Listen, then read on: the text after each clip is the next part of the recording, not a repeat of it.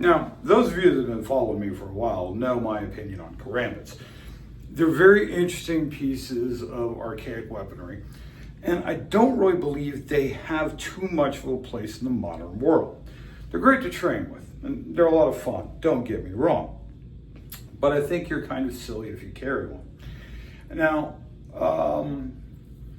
those of you that are familiar with the organization Shanktelly, they've recently put out a book called The Black Vein Method, which is really about hook knives, which share a lot of things in common with your average karambit.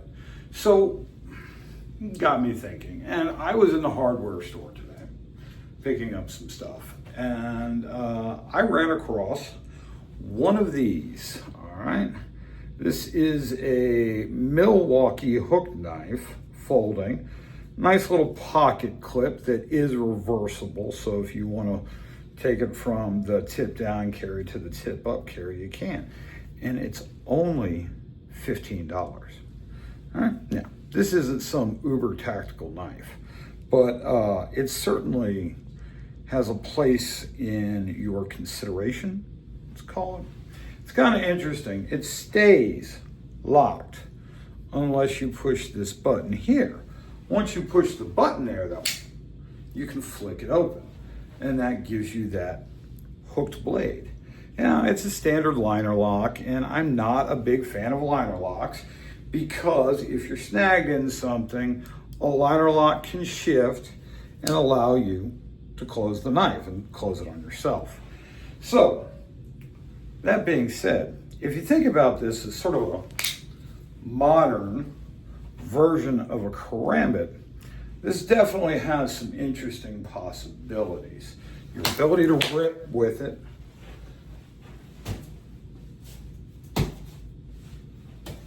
catch, rip, slash with the tip,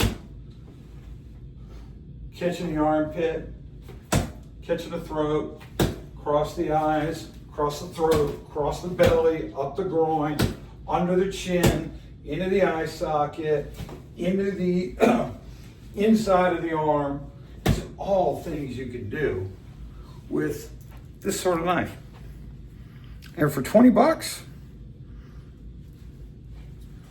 can you really complain?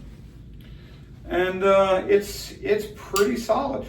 The only thing I'd rather it be is if we're going to go with this kind of design where I have a push button release, why not just make the push button a lock, barrel lock, like on most of the higher end tactical knives from the early aughts.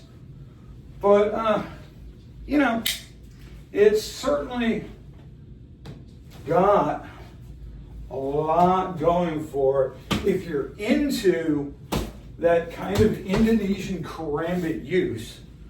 But number one, don't want to spend a lot of money on a karambit, and number two, aren't all caught up about that silly finger ring so that you can do flippy stuff.